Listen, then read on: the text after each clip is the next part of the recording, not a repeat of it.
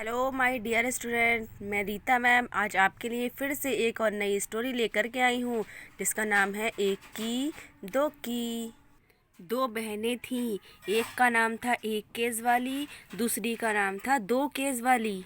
वे दोनों बहनें अपने बाबा और अम्मा के साथ में एक छोटे से घर में रहा करती थीं। एक केस वाली का एक ही बाल था और दूसरी केस वाली के दो बाल थे, इसलिए एक केस वाली को एक की कहकर बुलाते थे और दूसरी को दो केस वाली बुलाकर कहते थे सब। दो केस वाली बहुत ज़्यादा घमंडी थी। अम्मा सोचती थी कि दो की जैसी लड़की इस दुनिया में है ही नहीं, और बाबा को तो ये बात सोचने की फुर्सत ही नहीं थी, क्योंकि वह अपने काम में झोलझे रहते थे।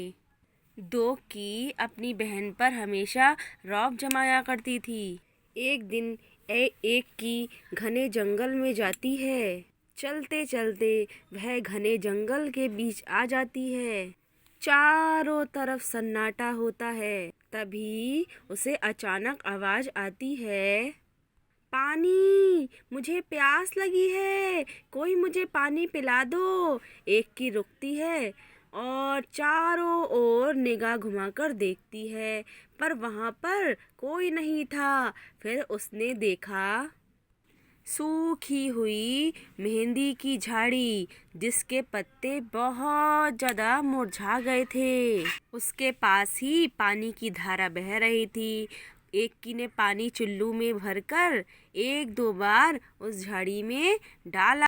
उस झाड़ी ने एक की को धन्यवाद किया और कहा, मैं तुम्हारी मदद को हमेशा याद रखूंगी। फिर एक की आगे बढ़ जाती है।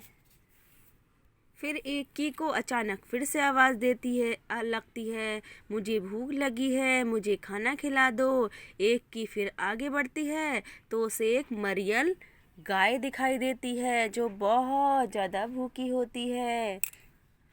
तभी एक की ने उस घास जो उसके पास में पड़ी थी उसे उठाया और उस गाय को खिला दिया, और उसने उसके गले में जो रस्सी बंधी थी उसे भी खोल दिया। और गाय ने उसका धन्यवाद कहा और कहा, एक की, मैं तुम्हारी इस मदद को हमेशा याद रखूंगी। एक की अब थक गई थी, अब उसे गर्मी भी लग रही थी और वह आगे बढ़ी। उसे समझ नहीं आ रहा था कि अब वह क्या करे। तभी उसे एक झोपड़ी दिखाई दी। उसने झोपड़ी के बाहर खड़े होकर आवाज दिया, कोई है, कोई है, मैं बहुत थक गई हूँ, मुझे बहुत प्यास लगी है। तभी एक बूढ़ी अम्मा निकल के उस झोपड़ी से बाहर आती हैं और कहती हैं, एक की, क्या हुआ? ओहो, आजा मेरी बच्ची, मैं तुम्हारी ही राह देख रही थी, आओ घर के अंदर आ जाओ। अब एक की बहुत ज़्यादा हैरान हो गई और चुपचाप झोपड़ी के अंदर आ गई। झोपड़ी के अंदर आकर उसे बहुत अच्छा लगा। बूढ़ी अम्मा ने कहा, जाओ बेटी, मैंने तुम्हारे नहाने के लिए पानी तैयार रखा है, पहले उसे अपने शरीर पर तेल लगा लो और फिर नहा लो, फिर हम खाना खाएंगे। एक की ने शर्माते हुए कहा, नहीं नहीं अम्मा। अम्मा ने फिर से पुचकार कर कहा, अरे नहीं नहीं, जैसा मैं कहती हूँ वैसा ही करो। अब एक की बूढ़ी की अम्मा की बात मान जाती है। फिर पता है क्या होता है, एक की जैसे ही अपने सर से तौलिया हटाती है तो वह देखती है, उस एक की ने जैसे ही तौलिया को हटाया उसके सारे बाल आ गए। अब वह बहुत ज़्यादा खुश हो गई और एक की इतनी खुश हुई कि वह खाना भी नहीं खा सकी। बस बस बूढ़ी अम्मा, धन्यवाद करती हूँ। बूढ़ी अम्मा ने कहा, अरे अब तुम घर जाओ और हमेशा खुश रहो। एक की के तो जैसे पर ही निकल आए हूँ, वह सर पर घर की ओर दौड़ के चल दी। दौड़ते दौड़ते फिर से वह गाय के पास पहुंची। गाय ने उसे खूब मीठा मीठा दूध दिया। फिर झाड़ी के पास पहुंची। झाड़ी ने उसे हाथ रचाने के लिए खूब ढेर सारी मेहंदी दी। एकी ने सब घर वालों को यह बात बताई। एकी की बात सुनकर दोकी भागती भागती उस जंगल की ओर भागी। उसे रास्ते में मेहंदी का सूखा हुआ पेड़ मिला, लेकिन वह उसका कहना नहीं माना उसने और वह आगे बढ़ चलती है। फिर वह उसे गाय मिली। उसने उस गाय को घास भी नहीं खिलाई और आगे बढ़ने लगी। अब वह बूढ़ी माँ की झोपड़ी के अंदर घुस गई और बूढ़ी माँ को हुक्म दिया, जाओ मेरे नहाने के लिए पानी गर्म करके लाओ।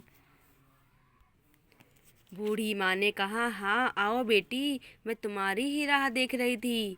अब दोकी नहाने लगती है।